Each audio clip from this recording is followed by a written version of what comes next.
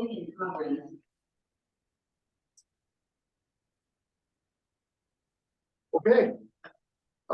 It is 9:30, so we'll start this October 17th meeting of the New Westminster Police Board. I want to make sure that Heather online, can you hear us? I can hear you, yeah. All right, your hand is up. Okay, yeah, as long as you can hear us and we can hear you, that's great. Yeah, okay, great. Great, thank you. We do start these meetings by recognizing and respecting that New Westminster is on the unceded and unsurrendered land of the Halkomelem speaking peoples. And we acknowledge that colonialism has made invisible their histories and their connections to the land. And as a city, we're learning and building relationships with the people whose lands we're on. We will start with an adoption of the agenda. There is an on-table addition to the what's the word?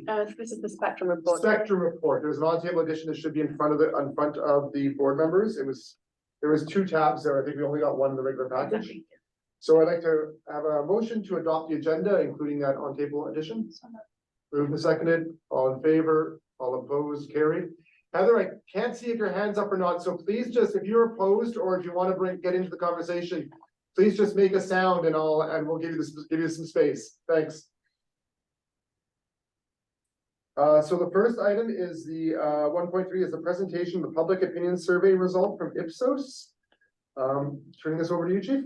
Yeah, thanks. We're going to be joined by Catherine from Ipsos. There's Catherine there, but I thought I would just do a very brief introduction to provide hopefully a little bit of context to the board, and then we'll pass it over to Catherine who can walk the board through the executive summary. So as I said, I just want to provide some context to the board and the community as to why the New Westminster Police Department engaged with Ipsos to conduct this citizen satisfaction survey.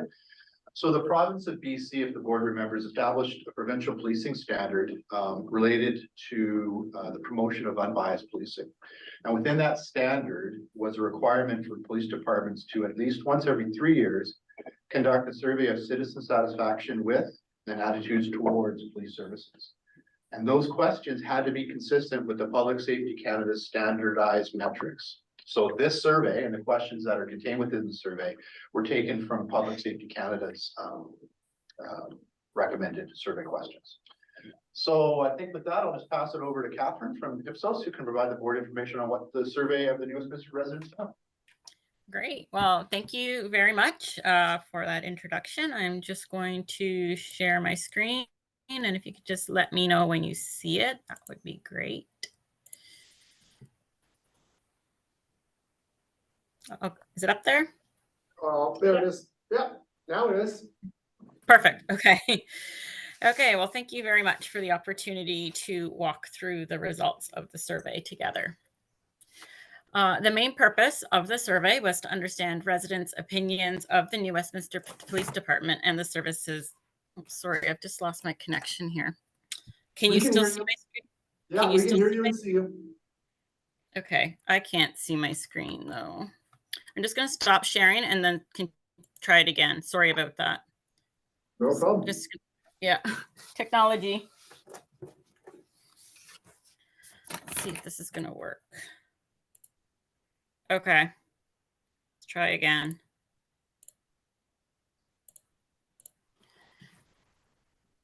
All good? Yes, we can see it. Okay. Yes. Objectives. Yeah. Got it. Okay, so the main purpose is to understand residents' opinions of the New Westminster Police Department and the services it provides.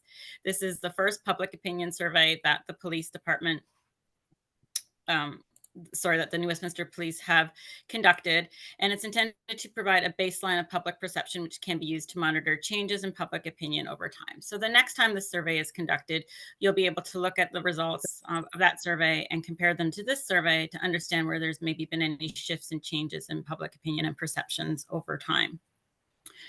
As you mentioned, the questionnaire itself was developed based on Public Safety Canada's common data standards. So this was developed, like you said, to provide that consistent and valid measure that police services across the country can use to get an understanding of Canadians' attitudes towards the police. It does include both some core indicators as well as some additional recommended questions. And both of those sets of questions have been included in the survey that we have done on your behalf. It's also my understanding the New Westminster Police is one of the first departments to conduct this survey using these common indicators. So as results from other departments become available, your results will be compared against those to kind of understand how you're comparing against other police departments in the country. So while I don't have that analysis included as part of this presentation, I do encourage you to do that when those results become available.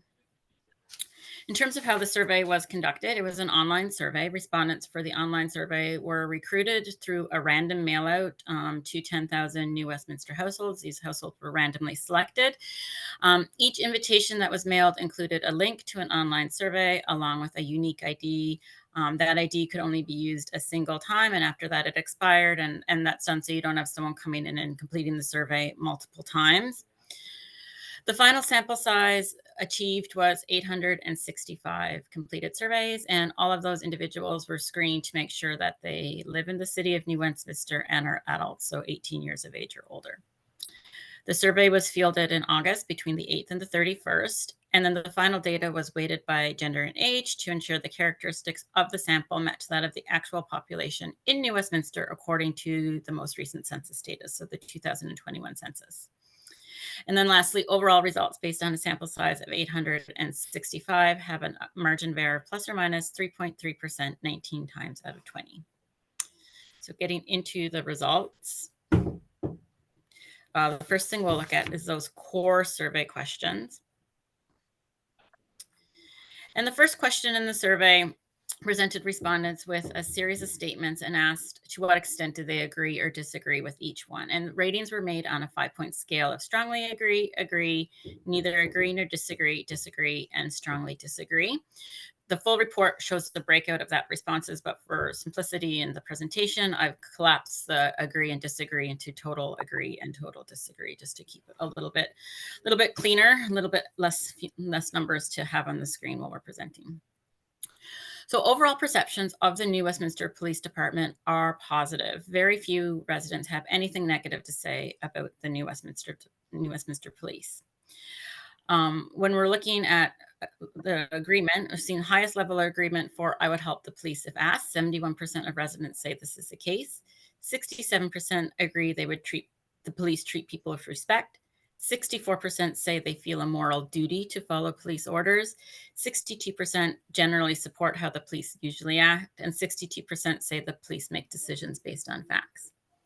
Where we're seeing a little bit lower level of agreement is for the police are dealing with the things that matter to people in this community. 48% of residents say they agree with that. And the police provide the same quality of service to all citizens. 41% agree with that. But again, in both of these cases, we're not seeing a high level of disagreement. So it's just over 1 in 10 residents say they disagree with each of these statements. Instead, what we're seeing is more residents falling into that don't know category. So you have 26% saying, I don't know if the police are dealing with the things that matter.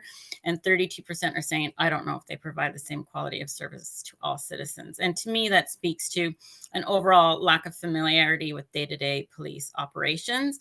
If it's not something they've experienced firsthand themselves, or maybe they haven't heard from friends or family in the news, it's really difficult for them to say one way or another how the police are performing on these metrics.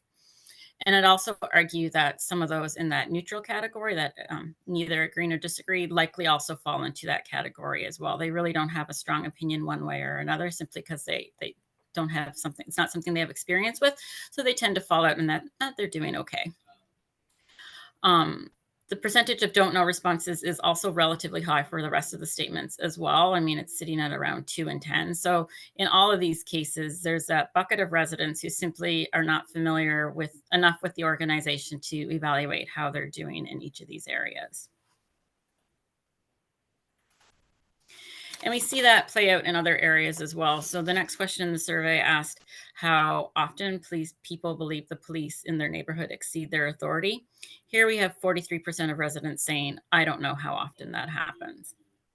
But among those who have an opinion, overall perceptions are much more positive than negative. So here we have 46% saying that never happens or rarely happens, 7% saying sometimes, and only 4% say this is something that happens kind of always or most of the time. So again, on the whole, when we're looking at the net of those kind of positive versus negative, it really is a predominantly positive view. And there are some of those who are simply unfamiliar enough to say. Majority of residents agree the police are effective. So 57% agree the police are effective at resolving crimes where violence is involved, and a little bit lower, but still the majority say the police are effective at responding quickly to calls for assistance. Again, low levels of disagreement. So around 1 in 10, fewer than 1 in 10 say they disagree with each of these statements. And instead what we're seeing is that percentage of that don't know. So for example, if someone hasn't made a call for assistance, it's really difficult for them to say whether the police are responding quickly or not.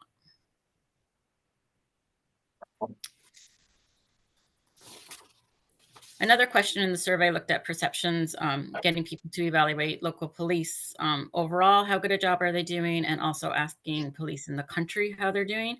And if we look at these side by side, you can see that perceptions of local police are higher than police as a whole. So 64% of New Westminster residents say the police in their area are doing an excellent or a good job.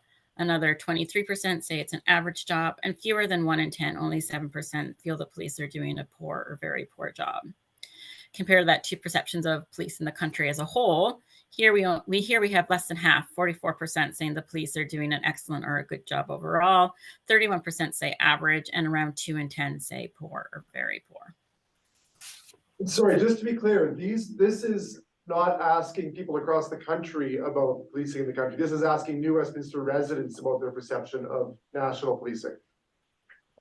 Yes, so all the questions being answered in the survey are by New Westminster residents, and the majority of questions are specific to New Westminster and the community. This was the one question that looked at police on the national level. Yeah, thank you. So the next bit of the presentation is on those additional recommended questions. So these are still part of those questions recommended by Public Safety Canada, but they're outside of the core indicators. They're just ones they additionally recommend if time and budget allows. So the first one was around police initiated contact. So we have 31% of residents saying they were approached, stopped, or contacted by the police in the past 2 years. And then among those respondents, 76% say they're satisfied with the treatment they received. And that includes nearly half, 45% saying they were very satisfied and 32% saying satisfied. Another 10% are neutral, and 14% say they were dissatisfied with the treatment they received with the police the last time they were approached by them.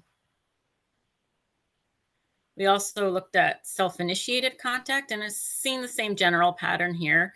37% of residents say they approached or contacted the police in the past 2 years.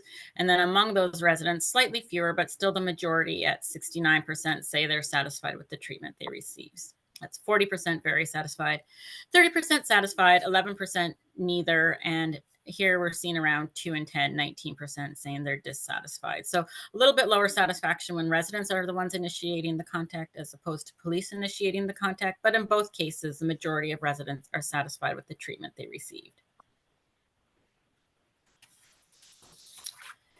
Nearly 2 in 10, 19% residents say they've been a victim of crime in the past 2 years. And I will just reiterate here that these are people's perceptions or their recall. It's not necessarily if they reported it, and it might not necessarily match actual crime statistics. But here we have, like I said, 19% saying they've been a victim of crime in the past 2 years. Another question in the survey looked at satisfaction with personal safety from crime. 62% of residents say they're satisfied in that regard, but it's a bit tempered because we have 14% saying very satisfied and more saying satisfied. So 48% satisfied. So majority satisfied, but a bit tempered there. 19% saying neither satisfied nor dissatisfied, and then 18% saying they're dissatisfied with their personal safety from crime. The last question in the survey looked at perceptions of neighborhood problems. So residents were presented with a number of different problems. And again, these all come from the Public Safety Canada's question list, and asked, how big a problem do residents feel these are in their neighborhood? So the biggest neighborhood problem, according to residents, is people using or dealing drugs. We have 47% of residents saying this is either a big or a moderate problem in their neighborhood. This would be followed by garbage or litter lying around at 33%, people hanging around in the streets at 32%, vandalism, graffiti, and other deliberate damage to property or vehicles at 31%, people being drunk or rowdy in public places at 28%. You have very few, 12% saying people being attacked or harassed because of their skin color, ethnic origin, or religion. But it's important to note here that we have 31% saying they don't know. So if this isn't something they've experienced themselves, they're likely not comfortable commenting on the experiences of others. So it's not something our survey respondents have experienced, but that's not to say they're aware that it may be an issue for some. And then very few noisy neighbors or loud parties at 11%. So I just want to wrap up with a few survey highlights, just to go over some of the key points that we discussed. Overall perceptions of the new Westminster Police Department are positive. Very few have anything negative to say. And we see this across all of the metrics that we're looking at. When we're taking that net positive versus net negative, it really does net out quite strongly on the positive side.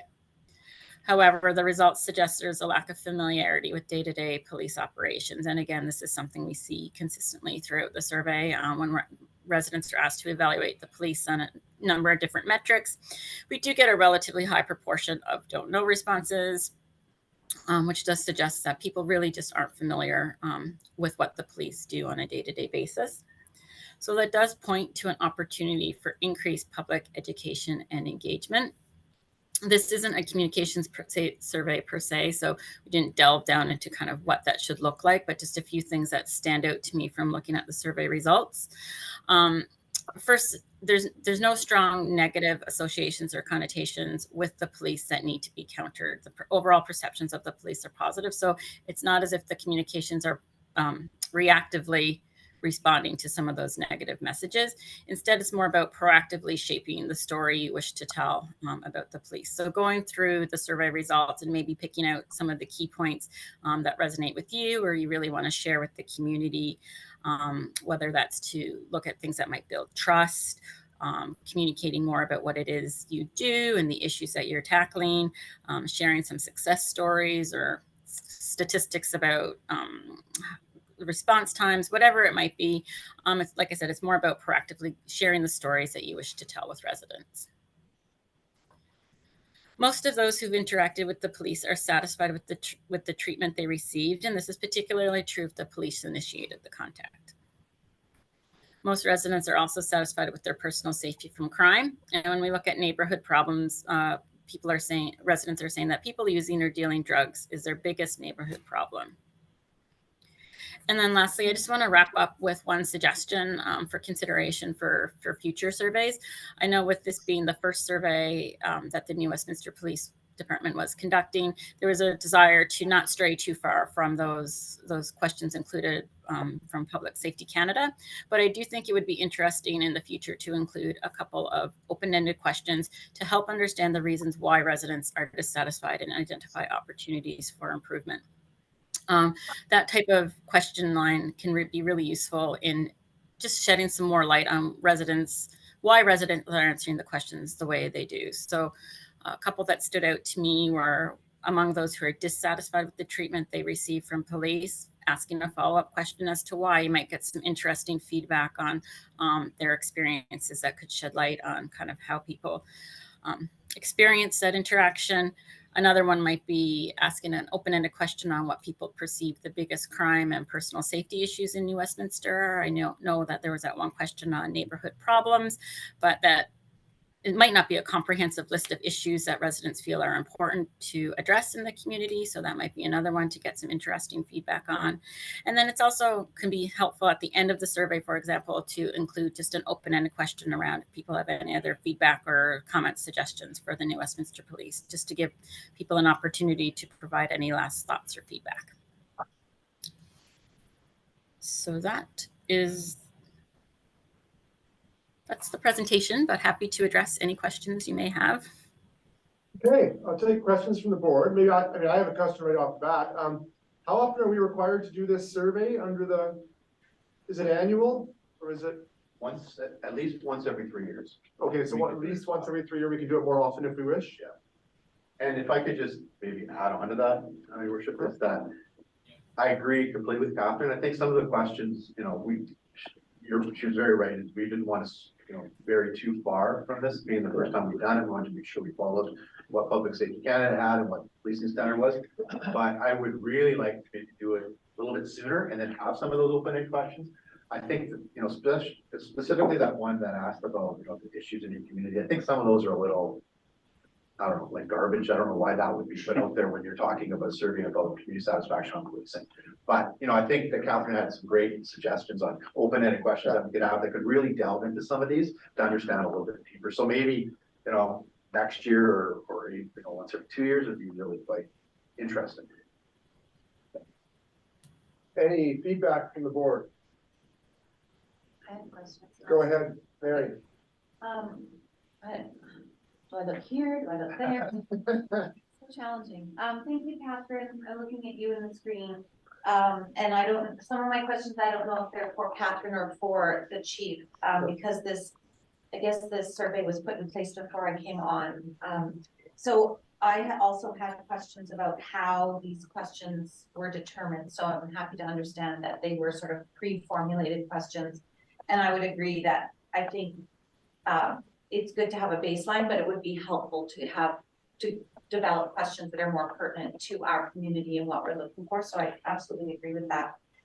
Catherine, I think my next comment or question is for you is how does the randomizing the people that get the survey work, and is that useful when we end up with 64% of the people responded were identified as white? I don't know if. Isn't that roughly representative of our population of West? 64% Well, white? I guess that's my question. Is that helpful? Why wouldn't it be? Can we actually ask the pollster? Yeah, so just to speak to the randomization bit, we basically pull a list of all residential addresses in New Westminster. And then from there, we use a computer program to randomly select 10,000 that will receive the survey invitations. So that process is completely randomized. Those invitations are then mailed to all those 10,000 households. But from that point, we don't have control over who chooses to respond and not respond.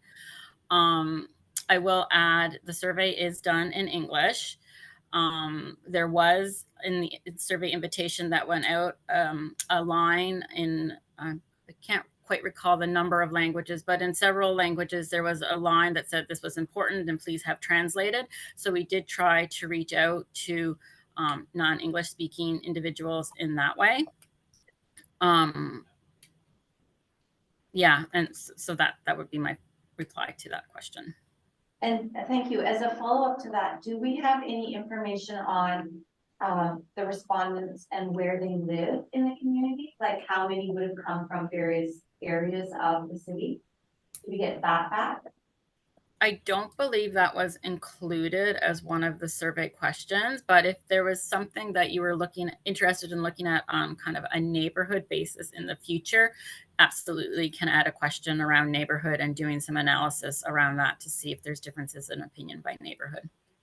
I mean, I think if you're going to ask what is the problem in your neighborhood or what do you see as the biggest problem in your neighborhood, it would be helpful to know what neighborhoods people are responding from. I think that would be useful to understand. Okay, thank you. And let me just see what other questions I have.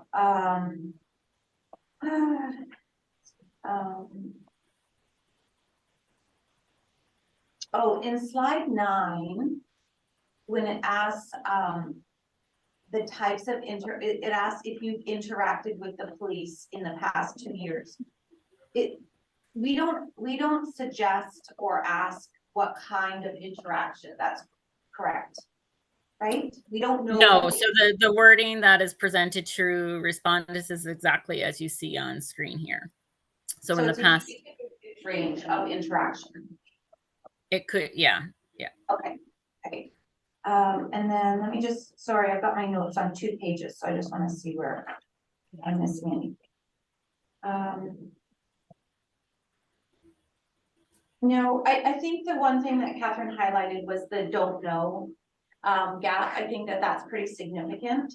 That there's a lot of people didn't know how to respond to that, so I guess that would be interesting for us to consider in the next survey, is how to help people, how to figure out what people don't know and what it is we're not providing that information about. I think that would be good. I think, you know, as a first run survey, it was interesting to see what came back, but I think that we could go deeper into figuring out what's important in our community and what's not. I think the comment that 47% of people think that dealing drugs in their neighborhood is the biggest problem, yet 42 said it's not. So like, to me, that's not super conclusive, but it would also be interesting to know where some of those responses came from.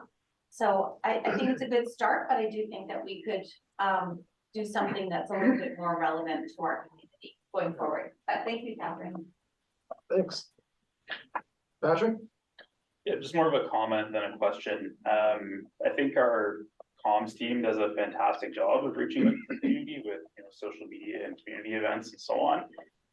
But, you know, there was some discussion in our joint meeting with council about the appropriateness of NWPD's messaging. Well, this survey to me seems to say that we actually need more of that messaging. If the community is not understanding what NWPD is doing, then evidently we need to seek different unique strategies for reaching out to the community beyond social media and those community events. And, you know, maybe that's mailers, maybe that's ad campaigns, that all cost money, but it's important that the community is informed and then hopefully better able to fill out the survey next time around. Yeah. Thanks. There's 2 things that come to mind. First of all, some of the questions have already been raised, talked about. Let's talk about better questions next time. I know this is coming. I don't know who in Public Safety Canada is asking people if people hanging around on the streets is a bad thing. Our entire goal as a city is to make our streets places where people want to hang out. So like that is our goal. I'm disappointed that only 32% of people are concerned about too many people hanging out in the streets. The questions are bizarre. It's frankly, a few of those make sense. And so let's talk about maybe next time about what kind of questions we want to see, like neighborhood problems. Like if you ask the emails I get as a mayor, one of the biggest neighborhood problems we have is people don't feel safe as pedestrians in the city. And that's, you know, that's missed here as a neighborhood problem. People are concerned about traffic in their neighborhood, right? Like that's totally missed here. So I think there's other areas we can go into to talk about how, you know, how people feel safe, what makes people feel safe or unsafe in their neighborhood. I also do think it'd be interesting for us to collect a little more demographic data relevant to New Westminster when we do this. Rental versus ownership tenure is something that's always a discussion in New West, because I think we always feel that homeowners are overrepresented in this, whereas renters represent 45% of our population. And that's, we feel they're underrepresented. It'd be good to know if they are or are not underrepresented well in this data. I don't think we collected that data in this case. So we could have some more conversations about different types of demographic data. It would be interesting to be able to reach out into, we do have maybe 4 languages in the city that are significant. There are significant populations in our community who speak Mandarin, Punjabi, Tagalog. That might be interesting to see how those results would change if we were able to do or provide support to do this survey in those languages. I think that, you know, that would be, I don't know if that's even possible. And I also don't know, as I make these suggestions, how us adding things onto these questions impacts the validity of the data that we've already collected next year. Does it allow us to do linear analysis? So I leave that to smarter people than me to figure out those challenges. That's on the survey side. On the other side is on the results. Like, do we, as a police board, want to have a conversation with how we react to these results? Do we, is there something that we want to have a conversation around, how we do communications? And a bit of this is like, not even just on the police, but this is on the police board. It's like, we want to have more communications about what the day-to-day work of the police is. I think a lot of our comms are about the police reacting to situations in the community where maybe we need to do more comms about the day-to-day of police in the community and the work they're doing. Yeah, I think that might help with people understanding or having a better perception, a better understanding of what policing is.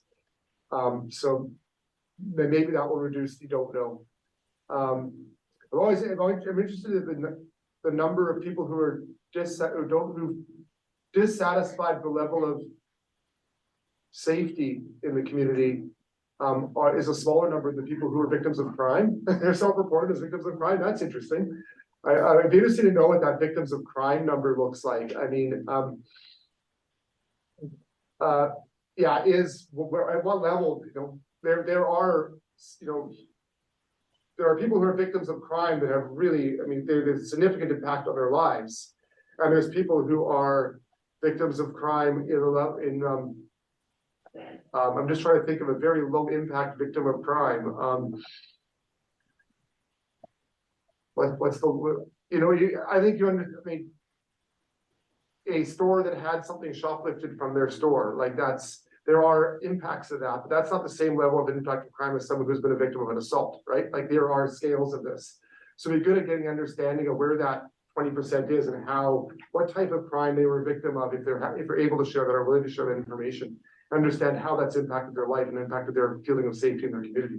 That would be an interesting thing to see in the Denver, but I don't know how to pull that out of the survey, I guess, or whether this is the tool to do that.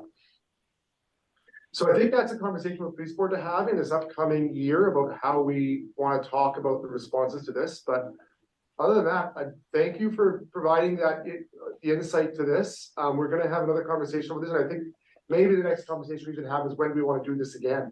Do we want to do this again in a year? Do we want to wait for 3 years? That I'll leave to the police board to have a conversation about. Yeah, maybe what we can do is if the board's good with Catherine, let Catherine go, and then I do want to follow up on kind of next steps, because there is a plan. Okay. All right, Thank you, thank you. Catherine. And if anything else comes Catherine. up, just reach out. Yeah, thank Okay, you. Thank very you. much. Bye. So this was, and unfortunately, and we'll have it at our next police board, our strat plan. And so this was one step in the strat plan. That was part of an overall goal the board had to improve our to have a communications plan, not only for the department, but for the board. So what Haley, in conjunction with her colleagues up at the city and in public engagement, had kind of recommended was, we knew we had to do the survey, so let's do the survey, let's get what's out of the survey.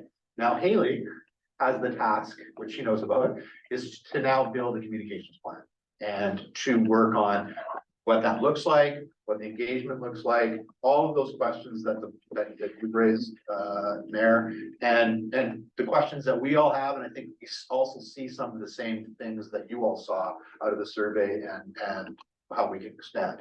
So that will be our next step, is now Haley will build that, we'll bring it back to the board, you'll have your input into it, and it's one of our strategic priorities to have done in 2024 is an actual plan now to build this. And hopefully, just also, I agree 100%, it does cost money.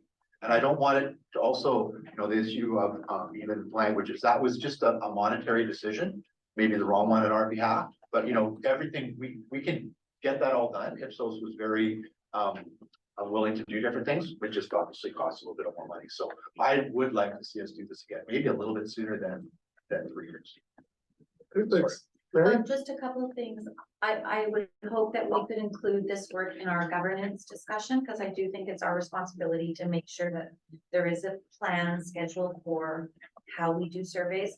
I also wonder if perhaps instead of using Ipsos every time we find out if the city can potentially provide some support in this through the Be Heard program. I guess that would be it would be a different form of survey if we're inviting all kinds of people to contribute to it versus this randomized selection process. But it might be worthwhile just understanding those two differences, I would appreciate that.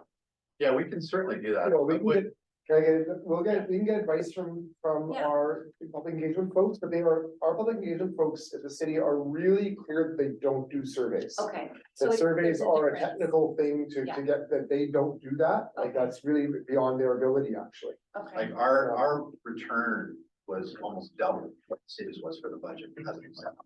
on Yeah. this, you mean? Yeah. Okay, So I think, to get that, exactly, unfortunately, or fortunately, I guess. Yeah. Having a professional company do it as their job, they're gonna get much more response. back. yeah, But- did they, I should have asked, but was the response that we received? Like, I don't know, in the world of surveys, was it a good response? Was it low? Was it? It was a really good response. So the 800 and whatever of 10,000 was a reasonable, Yeah, we needed 500 as a minimum to okay, call the survey results representative. okay. Yeah. Okay, so it was over. Well, that- Yeah, just speaking a little bit more to that, I would prefer that the survey stay randomized, because then longitudinally we can track differences over time. If it's non-randomized, then you can't track it longitudinally because your sample is not the same. And then you can't say it's representative of populations. You can't really say this is what the city of New West thinks if it's non-random. So I appreciate what you're saying, Mary, and maybe that's a separate survey that needs to happen to more targeted populations versus this general survey we're doing Yeah. for Public Safety Canada. Yeah, Yeah, I'm not excited that 64% of the respondents were white people of a certain age, of a certain income. I don't think that's representative of our community, despite what the percentages might be, Patrick. So I hear what you're saying, but I think that we have to work a bit harder to figure out who's not responding or why are they not responding. Suggesting that people can arrange their own translations is not gonna happen. I mean, I don't think people are gonna go to that effort. So I think we have to work harder if we want more in-depth information about what all of the community thinks and not just that 64% of white folks that have no problem filling out surveys. I think that would be actually where our public engagement folks can help. I think Yeah. they can actually Okay. help the survey design, and they can probably provide some help there to. Because Ipsos are doing the service across Canada, and having some local knowledge of what our demographic outreach needs to be, might actually be somewhere where they can actually help guide the survey next Okay, time. that would be great. I mean, it'll still be a randomized survey, but just to make sure that we're actually getting these notices out to people, that might be a place where our public engagement folks can help. And knowing where people live, I think would be Yeah. really useful. Absolutely, That's a bit of a miss, not knowing where people were responding from. yeah, which they've been. Chief looks like he has something to say. No, the whole waiting thing is, I think that's where maybe that's the difference, and I'm not an expert on it. Sorry, Patrick, I know you've got more experience than I. But I think that's where we run into, if we want to know something specific about one certain population or area of our community, then maybe we look at a second type of survey or something to do that. Yeah. So I think the weighting is where, that's just the makeup of our community, and that's what Ipso takes, and I think it's how I understand it. yeah, and everything's to a 95% confidence interval with statistics, and if you don't reach the right sample size for a certain neighborhood, let's say, then it's non-generalizable, so you can't really say what that neighborhood is saying anymore if it doesn't reach that 95% confidence interval, which is easier to fill than you would expect. It's very easy to hit 90%, and then we as social scientists say that's junk data then if it's less than 95%. So it's a fine line. Two different surveys. kind of thing. Yeah, Yeah, that's what I'm suggesting. Like 2 surveys might be a better, but I appreciate that means more money. Yeah. It's always money. Yeah. okay. Academics can do this work too. Yeah, there we go. Yeah, well, that's something to consider too, Yeah. if we build this, so Yeah. that's what the board is gonna see. We haven't really talked timeline on that with Haley yet. This is obviously, we just got this data in the last week or two, so we'll start building that up. Great, thank you. Any other questions, concerns? I think this is a motion to receive, So moved. second. All in favor, all opposed, carried, thank you. Consent agenda, do folks need things pulled from the consent agenda? Yes, please. Anything in specific or? Just all of it, no. I would like to pull, that's policy AB 300. Yeah. And 0050, I think it is. Okay, And I think, I also have questions about 2.4. 2.4 is the policies. Oh, no, 2.4 is the spectrum report, and I would like to. Why do I have go it? to- Sorry, you an older one, sorry. They were just switched around, that's all.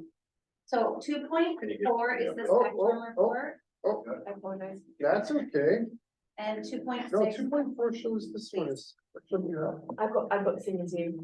Basically, it's, Sorry, you have a different, with the Well, spectrum report. From my agenda, I Yeah, would like I'm to the same. pull the spectrum report, 2.4. and I would like to pull policy in AB. Okay, I've got, my online one, sorry, my online was better than my. Yeah. one. Okay, That's what. 2.4 and 2.6. Yes, You're right. please. Okay. Patrick or Heather? Would you like to move, if we see nothing else pulled, could we please move the, approve the remaining items on the consent agenda? Moved and seconded, all in favor, all opposed, carried. 2.4 spectrum report. Thank you. I just want to know, I haven't seen this before, right? This is. No, this is a request This is from Ecom. from, this was a request the board made last meeting Yes. is to have staff. So who makes this report? Ecom, and they provide it to us? Is that where it came from? Okay, Correct. I'm sorry, I didn't know where it was or who it was or what it was. And you know, so my apologies on that. That's What okay. we added it in stats. I recognize it isn't very self-explanatory. Yeah. We've discussed internally about probably what we wanted to kind of see what the board question might come out of this. We're gonna create probably a cover report moving forward that will highlight some of the things so you don't have to try to understand, because trust me, I usually just go to Andrew and say, Andrew, can you please help me explain this? Yeah. So, my apologies to the board, that this is probably very confusing this time. But if there are questions, Andrew's here to answer them the best he can, and next time you will see a much more formalized report that'll come as a cover. Okay.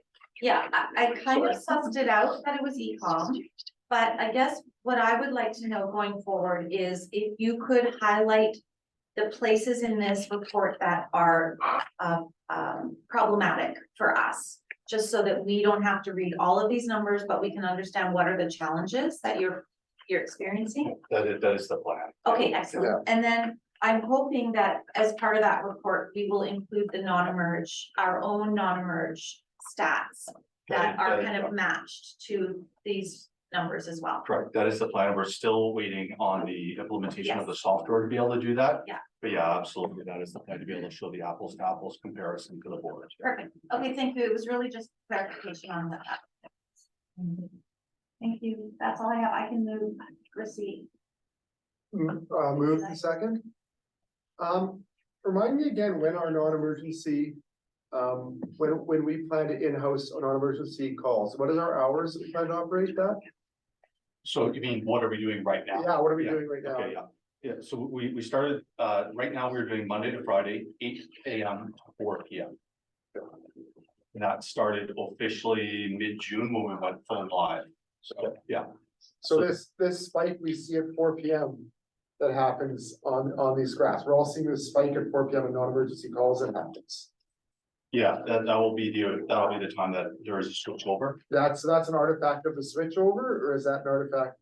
Or is that an artifact of people getting home from work at 4 o'clock Yeah. and calling non-emergency? When we were at Ecom, that's what they said.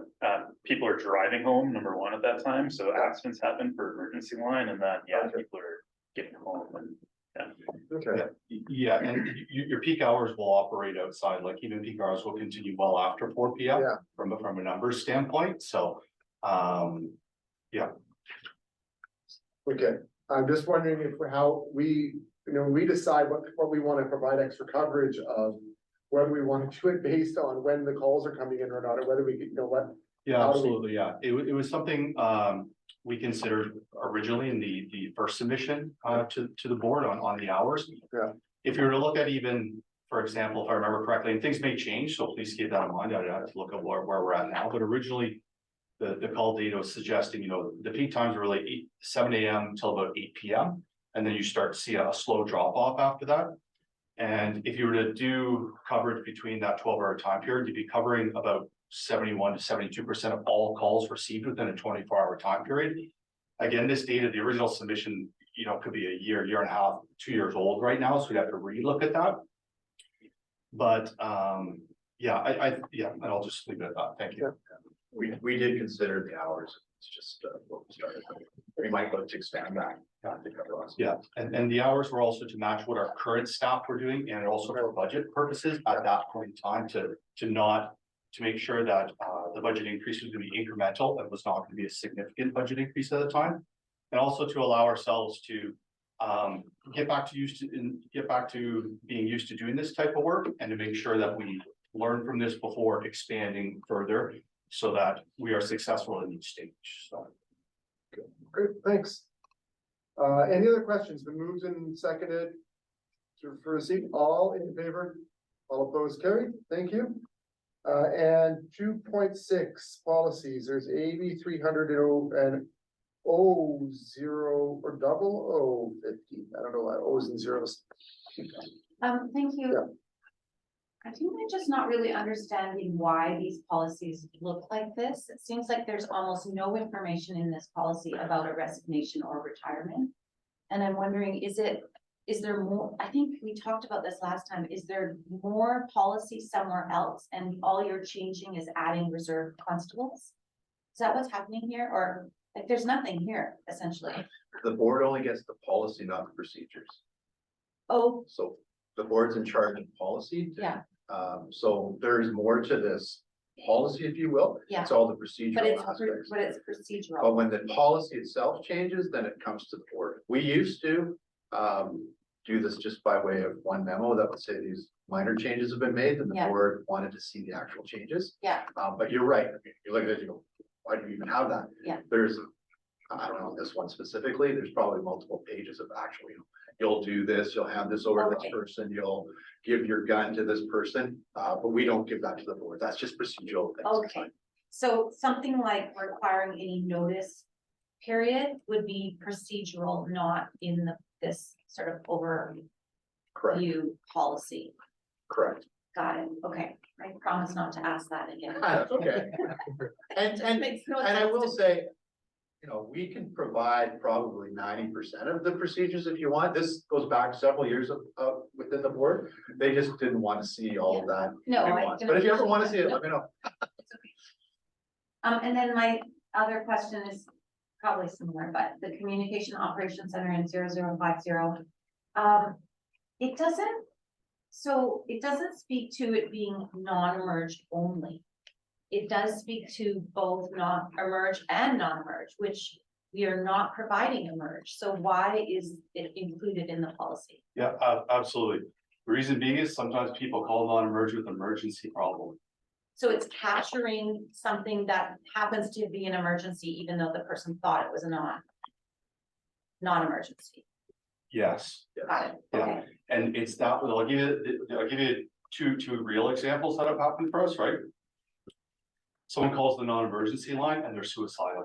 Right. And in those cases, we want to make sure our staff are at least aware of what do you need to do? Should this come in? How should you handle that?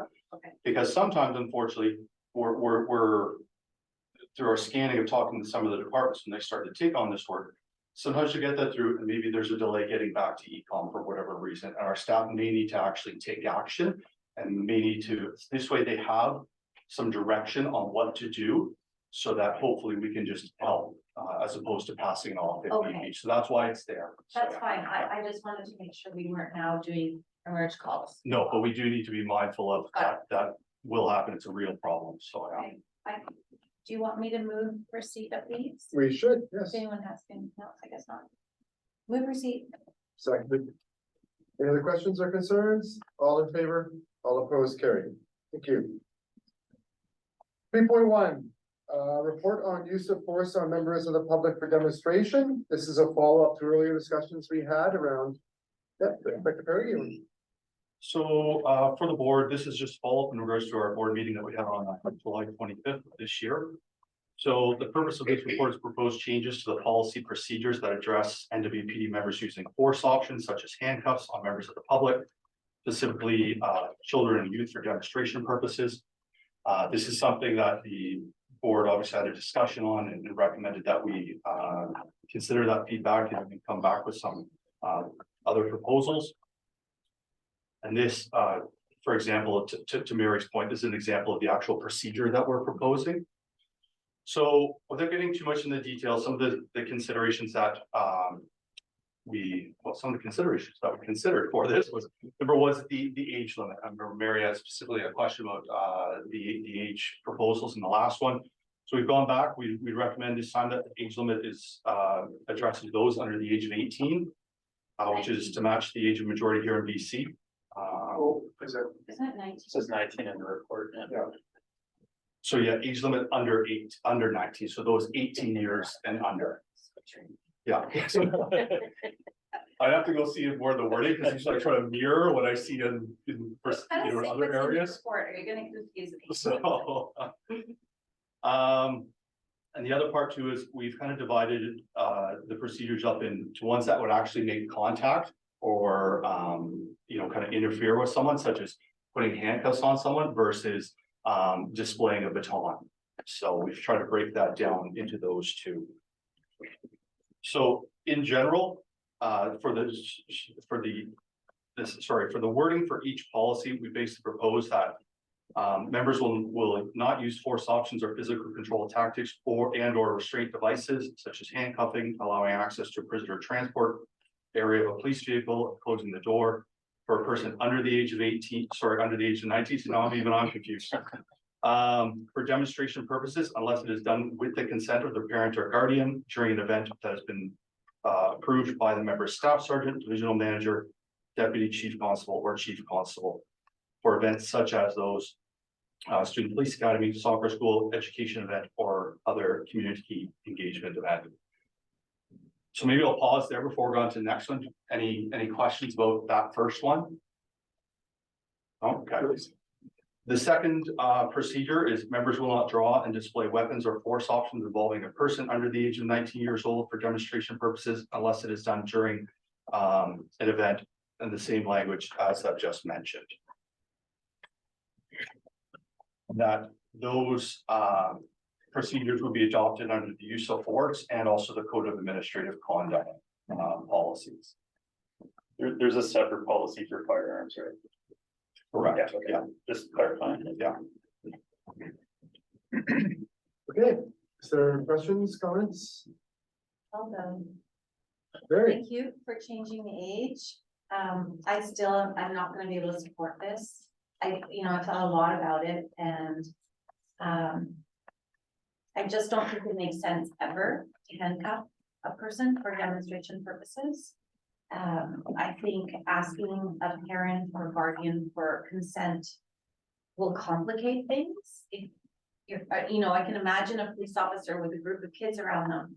Are you gonna ask the parent of one child? Are you gonna ask the teacher? I just feel like it's a complication that we don't need. So I don't see any value in handcuffing someone outside of your regular policing duties.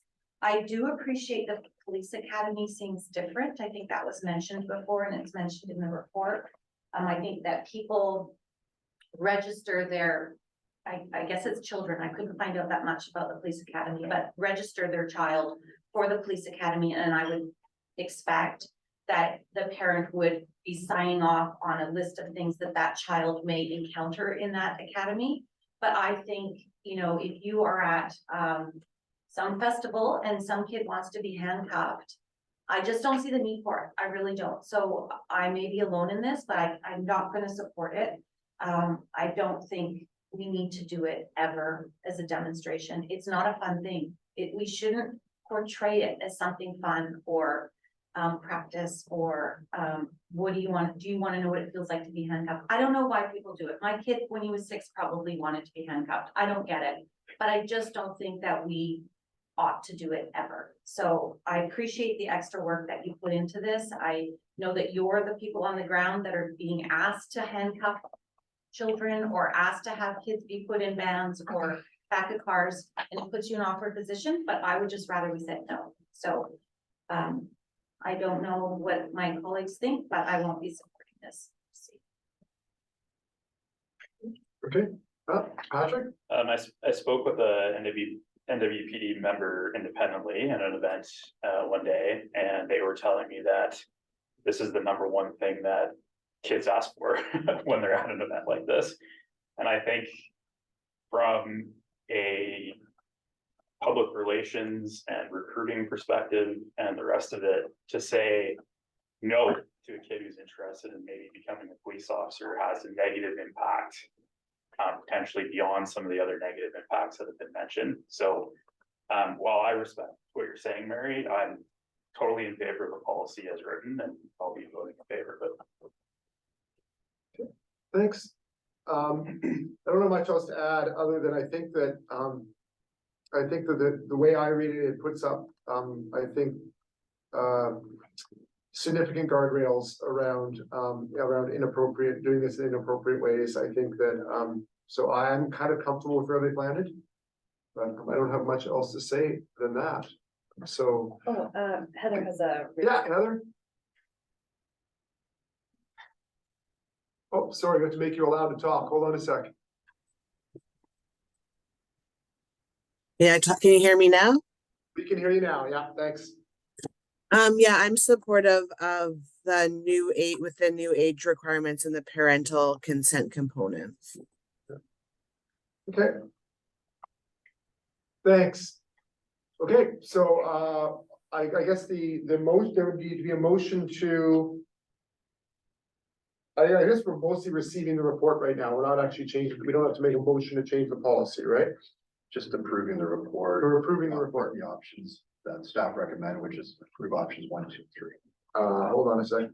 It was just different sections of the policy. Okay, so the board can move to. Okay, the board is open to move the recommendation or not. It's been moved. Heather, would Second. you like to second? All in favor? All opposed? It is carried with board member, trustee, what do I call you? Trying to do? Mary tried to do. Opposed. Mary trying to do opposed. Okay. 3.2, draft 2024 capital budget. All right. So we're going to thank you, your worship and board. I just like to call you your worship every once in a while. I hear everyone on the council does it, so. Yeah, no, we don't do it anymore. We actually took that out of our procedures. did you? Yeah, it doesn't exist anymore. Only you do Was that your ear doing? it. So we're going to combine this. When I say we, I mean Jacqueline is going to run the board through this. But let me just go through a little preamble and then we'll get the board to see this yet again. So today we're pleased to present the board a fourth update regarding the 2024 operational budget and capital budget. This update follows our previous presentations to the board in June, July, and September. And in addition, the department and the board presented the proposed budget to City Council back in September. This report's main goal is to offer an update to the other reports. And there's not a lot of changes. The main areas that have been changed are some in regards to some of the non-discretionary internal costs. The budget increase scenarios have been adjusted based on updated information. As the board may recall, started out, kind of that 8 to 11%. It's been adjusted a few times over since June to now we sit at 9.3%. As this is now the fourth time the board will have seen the majority of the report, we're not going to walk through it in its entirety. Instead, we'll cover, or Jacqueline will cover, the three main components of the report: the non-discretionary internal costs, the non-discretionary external costs, and the budget enhancements. And as I said, Jacqueline and I are here to answer any questions the board may have. The New Westminster Police Board will have undertaken 6 public meetings of the board and 2 with New Westminster City Council by the time you make your final decision on 2024 NWPD provisional budget. As I've said many times, but I do think it's important to highlight this to not only the board, but to the public, that this is by far the most extensive public process of budget preparation that the board and department has ever undertaken. And I can tell you honestly, it far exceeds any other city department when it comes to the level of detail and information being provided in an open meeting format. I would also like to remind the board that this will be your last meeting with only the boards to discuss this provisional budget and for the department to receive any feedback or direction or questions from you. The next step will be one final meeting between the board and council. And then at your next board meeting on November 21st, we'll be seeking final approval of the provisional budget as per the Police Act. So with that, I will pass it over to John. Okay, yeah, so I think I think we Chief has talked about all of the topics today. We'll just look at the timelines, the update to the capital budget, operating budget, and then some time for discussion. So here we're sitting on October 17th. For this budget discussion. There'll be some board and joint council meetings in November, and then as the chief noted, the budget approval by November 30th. So for the capital plan for 24 to 28, there haven't been really any adjustments to what we presented in July. The one adjustment I probably would highlight here is for minor building renovations, and if you recall, we had a feasibility study scheduled for this year, and then after discussions with city staff, it was decided to postpone the feasibility study until next year due to capacity constraints. And then also during the recent capital budgeting planning sessions I've had with city staff, I determined that the actual funding required or estimated funding required for the outcome of those feasibility studies was already accounted for within civic buildings. So we were somewhat double counting it there. So that makes sense to me. So I have removed the remainder of the funding as it would be considered civic building updates. Any question on capital? Oh, okay. I see no questions on capital. Okay, so I've really just quickly thrown up the three different scenarios or three different groupings, and then the percentage impact. I know that was a request. That's today, so exactly what yeah. I wanted, thank you. Yeah, so here really there's no updates to discuss from the original proposal last month or through several months. So is there any questions on this slide? If you want to go through, stop and do questions at each slide, then, Mayor. We can, I mean, I'm happy to have, members of the board just, ask questions as we go along, it's probably easier. But I don't see any right now, Not on so, this one. Okay, so these are the external costs, the majority sitting there on the e-com contractual increases. We haven't heard any additional information on where they are on their budget approval, so we've held that estimate there at 6%. So yeah, the overall impact of that budget increase is significant over our budget for sure. Good. Okay. Just about e-com, I know if we're talking about negotiation or contracts, it's something that should take place in a more closed meeting. But I guess what I'm missing is now that we're doing our own non-emerge, how that's obviously impacting our budget. How is that impacting what we are spending at e-com? And I don't know if you can speak to that, or if that's still at play, or if this is not the right venue for that discussion, but I am curious, we're not seeing it anywhere. What I can do is I can answer that question in relation to how we're dealing with it in 2023.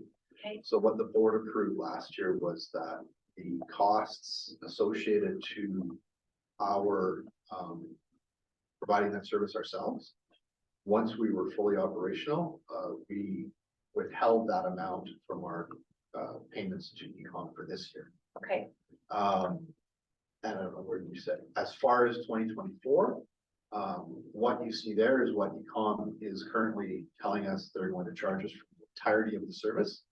But as you highlighted, our contract with e-com ends at the end of this year. And Inspector Perry is leading that discussion with e-com, and so that's still to be determined what that will look like. As far as what impact the costing potentially will come, because I don't think the contract negotiations haven't ended yet. for 2023, is it possible to say what that percentage was that we held back? Or is it not a lot. For the 23 budget, we had, $199,000 as an estimate. I'm not sure what that as a percentage was, but then I believe there was slight delay in getting. Well, there's originally, we didn't go fully live until June. Right. So we've held back approximately every quarter now for the past 2 quarters, approximately $22,000. So a total of 44 for the past 6 months. So, and what that accounts for is that we had to go up and strike by 1 person, that being the supervisor position, in order to do this. As well as we needed to change the classification of our front counter staff to become basically reception based to non-emergency call takers. That resulted in a cost increase. However, due to the nature and I guess junior status of our staff at the time when they're hired, that their pay grades are actually below what we anticipated. So we're not incurring any additional costs for the change in classification to the staff, just for adding in the supervisor at this point in time. Okay, so this number is not reflective of anything that may potentially be renegotiated in a new contract for 2024. Correct. And when does ECOM? Isn't their AGM in June? Or when do they decide on what that increase will be? They haven't brought to the board, unfortunately, the deputy isn't here, but I believe they're, and I say that because the deputy's sitting on a committee. But with Econ, I think they're bringing it to the board for approval of their budget. To finalize that. That Yeah. increase? I'm cautiously optimistic that number isn't going to go up. We're hoping it's gonna go down maybe, but I can't say that with any certainty right now. Right, so we're budgeting for The worst case. worst case is which they already provided us with. Currently, the 445 is what I hope to be the worst case. Okay. So this could be impacted by the time we actually agree to our budget, is that correct? It could be impacted by the time you approve the provisional budget on the 21st. It also could be impacted by March when the police act actually says you have up until March to kind Okay. of do it, because we recognize the city this year especially is a little bit different timeline than normal. So there is a little bit of wiggle. So by March, it could be impacted again. And hopefully our contract negotiations are done, all those things. Okay, thank you. So the budget enhancements, here we have the backfill strategy year 2 implementation and the human resource advisor or manager, and then just some adjustments to staff recruitment and all the items that we talked about in the report previously. This is probably where we'll spend some of our time. Any questions? I have no Nothing, yeah, questions. nothing changed over the last Yeah. report out. I don't have any questions. I have general comments about the entire budget. Yeah, Should I do that now? Yeah, I think we'll just, I'll just go through this last slide, which is just showing the increases. This is the same information, just the small tweak in the proposal for 2024. But yeah, I think probably spend our time on the discussion. It's good. Mary, Can sounds we like you, leave up the slide The of last one? the, not, Oh, yeah, which one? the second to last, third to last one? Did you include discussion in the slide? Okay, next one. Yeah, thank you. Sure. My turn, am I gonna talk? absolutely. Okay, Floor is Um, yours. so I guess, you know, I know that we're getting to the end of our budget discussions. I'm really struggling to support 9.3. Without any options, I mean, of course, I could say, I don't want that, or I don't want that. But I wish that it would have been, I would like us to consider what kind of reductions we could make to get under the 9.3, because I just think it's a huge ask. Last year was 10 something. I think it was 10, it's not much better, 10.07.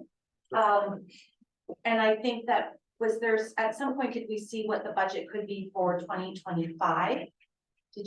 Do we have that? We don't We don't have that. But I would say that we're in the midst of a 3-year implementation plan for the backfill strategy. Yeah. So that's a significant number as we implement that program. Yeah. So I would expect It would be a similar. similar number for next year. Yeah, okay. I guess. I really want to support the HR role because I think it's actually really crucial for the department. But in supporting that, I would really like to see somewhere that we can make some other reductions so that we are not looking at 9.3. It's just, even if we're to, I know I've read all the documents about how lean the department is and, you know, that we're trying to bring things up to speed. I completely understand that. But I feel like it needs to be pulled out a little bit longer than having it all brought up to speed in 3 years. It's a lot. And I'm not seeing anywhere where we're getting any kind of reductions because of the HR role. There isn't anything that's coming off in any of the other hiring positions because of the HR role. And so I'm really challenged to support a 9.3 without any options of making any other reductions in other areas. The econ thing is a huge issue for us. But I don't see how we can reduce that a lot. If it came down 1% or 0.5%, that would be great. But we can't, I guess we can't rely on that. And I don't feel like, I'm not hearing that we can push back or suggest to econ that we will only go up by X amount. So I'm pushing back on the 9.3 and asking where can we make some other reductions to bring this down. So that's where I'm at today. Thanks. I mean, my only comment on the HR thing is the one thing we haven't really got our heads around yet is what does this mean to the city's budget? Because this is actually reducing some pressure in the HR department in the city. And that won't show up in the police budget. That will show up in the city's budget. But frankly, it will show up in a way that we're not having to increase capacity in the HR department in the city as much as we need to, as much as we are planning to do it because the police are taking on more of that role in-house. But that's going to be a hard thing to demonstrate, I think, on the other side. That's what the savings will be found, but I hear what you're saying, that it's, yeah. I don't know if the chief has any other. Do you want it? Yeah, so. A couple things, if I may. First, to your point, Mayor, so we did just, yesterday evening, get back some communication from the city. And without putting a dollar amount on it, our business partner at the city estimates that she spends approximately 78% of her time to include all the different areas on police related matters. So that'd be 78% of her role would be now freed up to do. Chief, if I may clarify. Yeah, sorry. Yeah, sorry. I think, you know, we received this response back and it says, you know, they're providing an estimate on how much time they spent supporting the police, which includes other staff that assist the HR business partner with the HR police functions below. My original request was just the HR business partner, because that's what we were looking to do. We're looking to hire a manager, which is an equivalent position from skills, experience, to be able to take on that work. The city does provide other things such as WCB compensation claim assistance, benefit assistance, or payroll. The city of New Westminster has included all of that in their figure, which the chief has mentioned that the number could go from anywhere from 40% of their time. However, if they include payroll support, which includes processing payroll, answering questions, related time entries, et cetera, this could go up to potentially 78%. But that includes, said they made it very clear, includes other staff who assist with these functions. So the original question was just focus on the HR business partner, because that's what we'll be taking on. I had a discussion with some of the staff at the City of New Westminster HR department.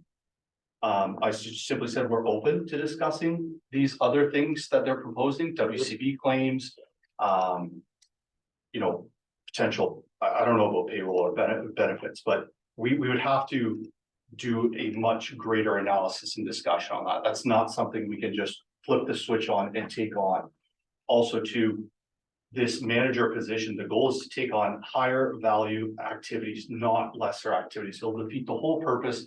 And it will not have the same organizational impact if we get bogged down in lower level transactions. So my feedback would be is we need more information from the city, or the city's going to be able to need to provide more information to their side of the house to be able to answer how much of a benefit that the city will receive. Because obviously, we're separate entities that don't have access to any of this, so, yeah. Sorry, chief. That's okay. And then just to maybe a couple of comments in relation to your observations, and I hear what you're saying, but I do think that some historical context is required here. We're not getting up to speed with this backfill. This is just letting us keep doing what we're doing. We, for too long, have been running way too lean, and I could go through a list of areas that we're at risk in this organization. We're only now in 2023 talking about an HR manager. I haven't even brought to the board a risk manager, a business manager.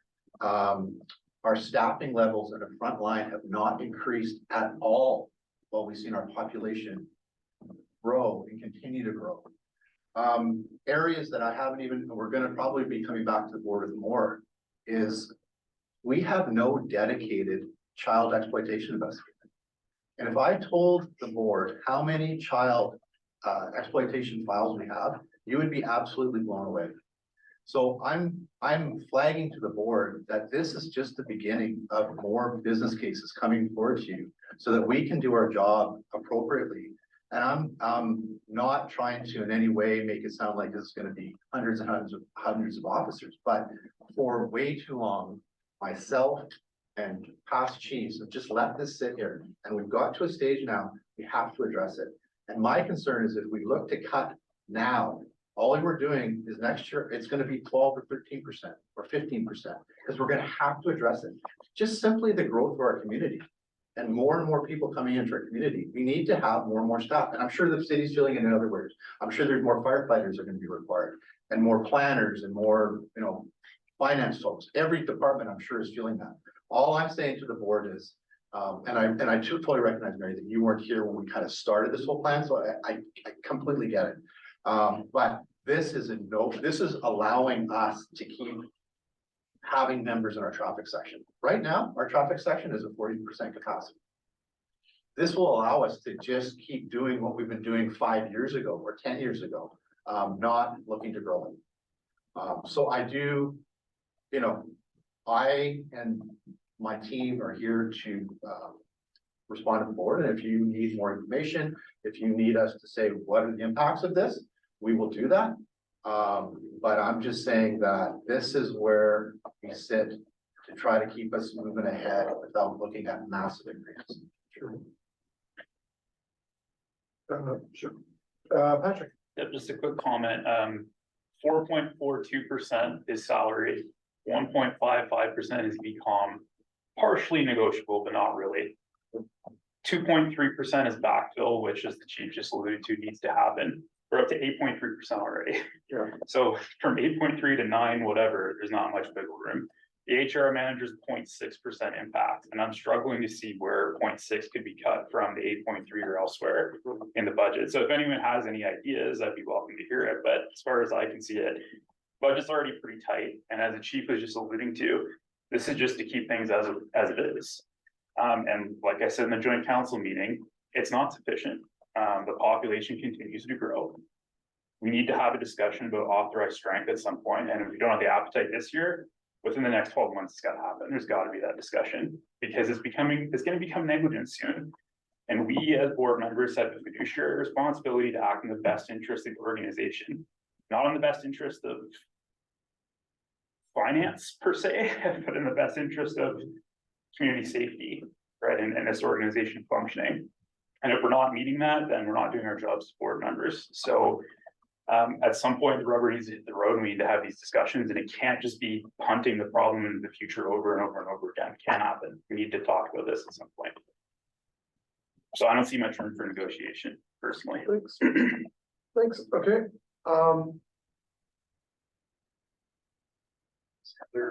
Yeah, I don't know if Heather wants to add any, but I'll say, I have challenged that, whereas we go through the budget situation in the city as well, I'm challenged by where we're going budget wise. This is what it looks like to be entering into a time of inflation, an inflationary time for everything. A lot of this is inflationary increase, but I do support the chief's comments I think that the backfill strategy we have for the next, well, this is year 2, I guess, of 3, is really the most economical way to address which is a challenge with staffing, like this is our. There are more expensive ways to manage this problem. I think this is actually an economic way to do it, and so that's why. And we knew this was coming. We knew this was coming. We knew we had to address this and it was gonna sharpen the budget, but. I don't have better suggestions about how to get us to a number that's less than 9. I mean, this is gonna end up at a almost 3% on, or 2.5% on the city's overall budget increase. I think that's the number that we're gonna have to talk to city council about. Because I think they're already seeing other pressures. They see similar salary increase pressures that we're seeing here at the police board. And we have other challenges there. It's going to be a difficult budget year, and it's going to be incumbent on all of us on the board of the police side and city council on the other general fund side to demonstrate to the community that this money is being well spent on things the community is asking for and needs. As we're not in a place where we're going to be able to say to folks, we can hold off all budget increases for a year, or it's going to be a challenging year for budget increases. So it's incumbent on us to demonstrate to the community, to have that communication with the community about what this actually means and what we're actually buying with this money. Yeah, and that's where we are. I don't know how to add to that. But... Heather has. Oh, Heather. I was just gonna reiterate also what the chief and Patrick have said, that the backfill strategy really is just keeping us at baseline, and I don't feel like that's a place where we can pull back at this point. I think in other sectors, backfill is just part of your operating budget, and it was surprising for new members of the board that that wasn't the case for the police. So I don't know where we could get any wins as well. And just one more comment, salary continues to be a problem and will continue to be a problem in the future because of the nature of collective agreements and the nature of policing the lower mainland, with Surrey trying to recruit members, Vancouver trying to expand their number of members and so on. Salary is going to keep going up. So it's 4.4 this year. It's probably only going to get worse. So it's something that board members have to come to terms with, so we don't lose members to other forces. It's only going to go up. It's not going to go down in the short term. Anyway. Okay, Mary. Yeah. I just want to have a bit more of a discussion about this. Can someone describe for me, I think last budget, there was a budgeted amount for backfill and then it was reduced. What was that decision, and why was that decision made to reduce it last year? You can look at me. I'll look back to that one. Too bad Drew isn't here.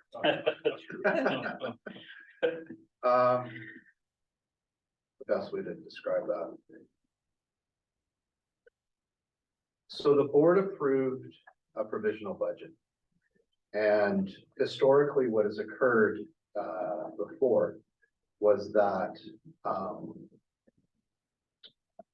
we would go meet with my city colleagues at SMT, shitty SMT, and Senior management team. senior management team at the city, and then understand better from them where their CFO at the time was trying to get a tax increase to. And so there's a little bit of that negotiation that occurred. I made a decision to cut back a little bit on that to assist the city overall without board approval. And then I came back to the board and let them know, and we had a discussion about how the board would prefer that to come to them first, which I totally get. So it was kind of my decision to make in the moment, just to move it back a little bit to help fall within where the city sat with their hoped for citywide tax increase. So you made a decision to, or I'm gonna say the board, because they supported it. At the end of the day, yes. Yeah. So the board decided to reduce the ask for that year, or to extend it out into this year. Is that kind of how, like, because whatever you didn't backfill that year, we're still catching up this year and potentially next year, right? Is it a catch up now, Jacqueline? This is just year two's plan, so it would have to be tacked on to the end. So we haven't caught up that We one, haven't caught up. that one position. And when is that? That's not part of this budget, No, this No. is year two. as it was originally Yeah. proposed. And you haven't caught up for the reduction that you made last year in year one. Correct. And this is a 3-year plan, If- ideally. Ideally, yeah. That's what it was originally planned for. Okay, so that was just a decision that you made under budget pressure, I guess we would say, right? Just, Kind of, What to call just to provide a little more context from the board's position, there were 3 plans proposed, so this is part of the backfill strategy. And one was actually more than this, additional officers. Right. We decided that that wasn't feasible, given, the number of seats we have access to at JIBC, the number of experienced officers we could realistically recruit and so on. So this was the middle strategy that we selected. It was kind of status quo, middle backfill, or what I saw as extreme backfill on the high end. So we actually chose the more conservative approach of the 3 options. And it was also leaving some time for, so we are coding all of the recruits in the backfill that we are experiencing to a specific business unit. So we will have the data to analyze where we are coming into our expectation, which wasn't previously being done. okay. And the other question I have is around forecasting. So do we not plan like 3 to 5 years out so that we have sort of a general sense of what our increases might be into the future? There is a 5-year financial plan done at the city level. Yeah. I would say that at the police level, that hasn't been done in the past. That has been something I have been interested in pursuing. But at this time, it's generally done at the city level, and it's a very, very high level. It doesn't get into the weeds of specific plans. I mean, the reason I ask is that my experience with budgeting and forecasting is that if you have not increased your budget request, and then all of a sudden you're hit with, we have to, and it's really high, it's helpful to know that it's going to be high for 2 or 3 years, and then it normalizes. And I don't have that information, so it's hard for me to know, are we gonna be 10 next year and then 12, and Yeah. like, Well, I think that's the fear for I think me. I have provided that information in that it is a 3-year plan, so my Yeah. expectation is, as we do the 3-year plan, it may be higher. We don't have control over collective agreement Right, bargaining or where it's gonna go and how that impact is going to be. yeah, But we have concrete information that, based on our analysis, the 3-year backfill strategy would be required. So that those additional increases will not be required after the in plan. year 4. Yes. And to piggyback off of that, I do agree in regards to forecasting. And what I'm talking about more is staffing, because I know that's the biggest driver, right? So we haven't done that, and we haven't provided the board, and as the board knows, we talked about, we haven't done it historically. That is one of our strategic goals to get done this year, is to do bring in a consultant and do a proper analysis of our frontline deployment model, what it looks like, all of the things that come with that, and then build a plan on what that may look like moving forward. Is that up, is it down, is it sideways, is it redeployment? So that the board will then be able to say, at least on the staffing side, on the sworn member side especially, here's what we can forecast potentially for the next 3 to 5 years, we're gonna need to do based upon all these different things. Yeah, that would be very useful. Yeah. I hear what everyone is saying, absolutely. I think that for me, part of it, I mean, you talked about not having a risk manager, which is a problem. I hear that it's lean, I hear that we're making up over years, but I don't hear what the potential is if we don't do this. Patrick is using language like negligent, and I think in council said a bomb was gonna go off, which I think is not helpful, Patrick. Personally, from me to you, I don't think that's helpful for the community, but I don't have any facts or information about what a shortfall in budget looks like practically. I don't know what that looks like. Does it mean it takes you an hour to get to a call, or does it mean that, we have a lot of overtime? I don't know any of those things. And I'm not saying that you can solve that by November. I'm not suggesting that, but it makes it very difficult to understand a budget when I don't really know the outcomes or the impacts of not funding certain things. Like the real facts about the outcomes, not sort of, and I'm not saying I don't believe you, I do believe you, but I need more information. Well, When I use, yeah, we might want to Let's not avoid, argue, let's let's not avoid, let's argue. not have a crosstalk. I'm not gonna argue. All I'm going to say is that if we wait for performance measurements to fail, we've not done our duty as a I'm not board. Right, suggesting we right. wait for them to fail. Well, if call times are Folks, stacking up, I'm gonna suggest you take this back and forth conversation offline while we address our questions to the chair or to the staff who are related to answers. I'm sorry. Thank you. I hear what you're saying, and I think again, to be fair to you and to the previous board, a lot of that information was provided to the previous board when they built the three-year plan. Because all the, I would say, and I think you would agree, take out the backfill plan and the HR manager, everything else is either self-explanatory or, e-com, I think we provided information, I think. So I believe we've shown the board the risks, rewards of the HR manager. I think that there's pretty much universal understanding and support of that. Completely get, though, the uncertainty in regards to the backfill strategy. So we can provide that to you, but I do agree moving forward. That's exactly what I would anticipate you're going to get, is next year when we come forward with whatever that plan looks like, you will have something, hopefully not as long, like what Andrew produced in regards to the HR manager, with the risks, the reward. That was a little bit of a shot, but it was a recognizing that you do incredible work, buddy. That, that will lay out all of those things to have that answer. Because I do, as I said, I do think the board is going to continue to see business cases from us coming forward. That's going to say, if we don't get a business manager, if we don't get a policy person, if we don't get, this will be the risk. Unfortunately, what you're seeing before you right now, Mary, is some decisions that were made built on a business case that you weren't privy to. And I get that, and that's got to be difficult. And, trying to grasp why it is that they did this and they're doing that. I totally get it. But moving forward, I think that's exactly what you will have. You will see that. And maybe what we do need to do, talking to your idea about, 3 or 5 year plan, is not only a business case for X position, but also here are some of the other risk areas that are still ongoing that we anticipate we're going to bring back to the board, and we're managing it through this way or whatever. I'll have to give that a little bit of thought of what that would look like in a report after November. But I see what you're saying in regards to that.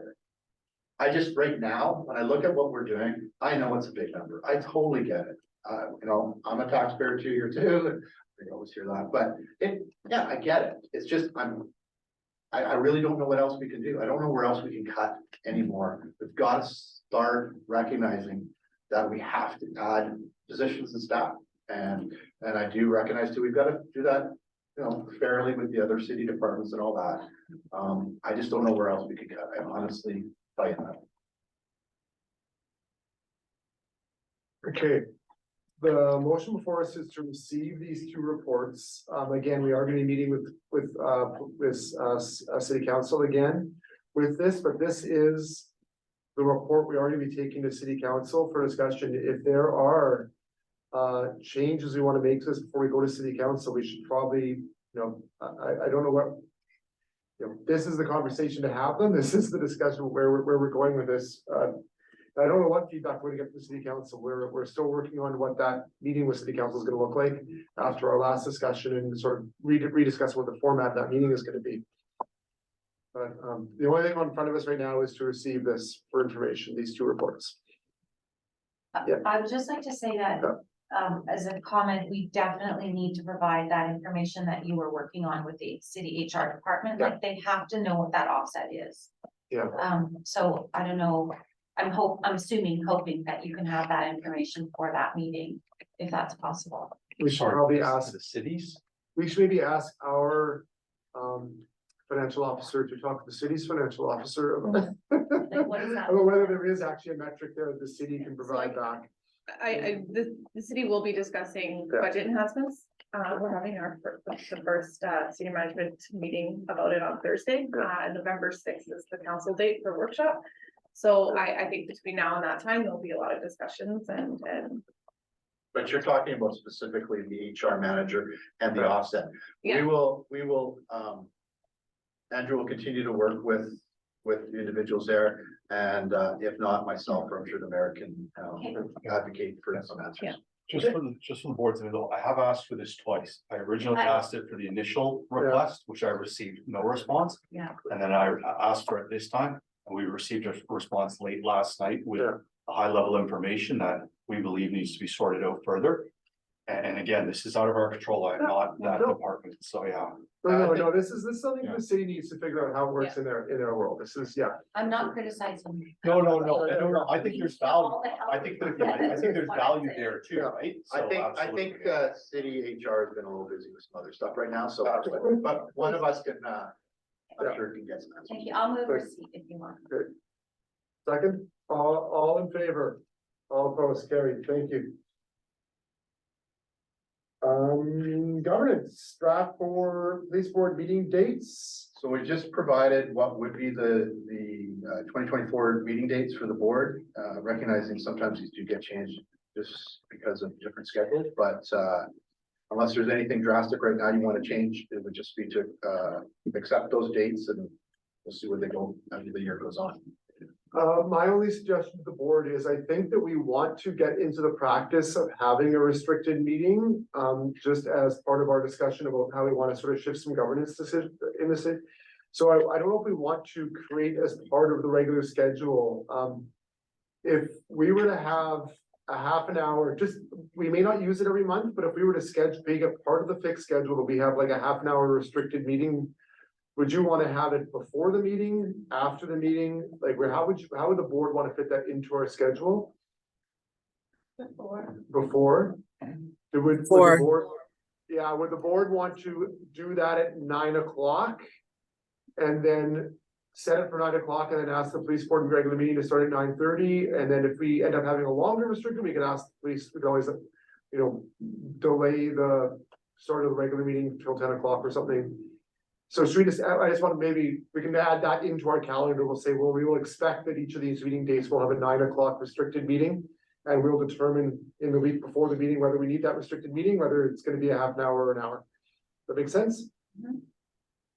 Okay, we'll let that in. Great. Okay, so is this a motion to approve? So move. Second, all in favor, all opposed, carried. Hi Heather, I can actually see you now. Oh, yeah. You look well rested, actually. That's unusual. That's the. Baby, Ah, where's the baby? sorry, let's get through. I'll bring the baby up for our close. 4.2, freedom of information and protection of privacy act report for emails. Inspector Perry, do you want to speak to this or is there? Yeah, absolutely. The purpose of this report stems again from the July 25th, 2003 meeting and relates to setting up the board's new email accounts. So during that meeting, we were asked to provide some guidance in relation to FOIPA for the board. So that you're aware of, the possibility of work-related emails or work-related emails that contain personal information, that this may be accessible and disclosed through the FOIPA request process.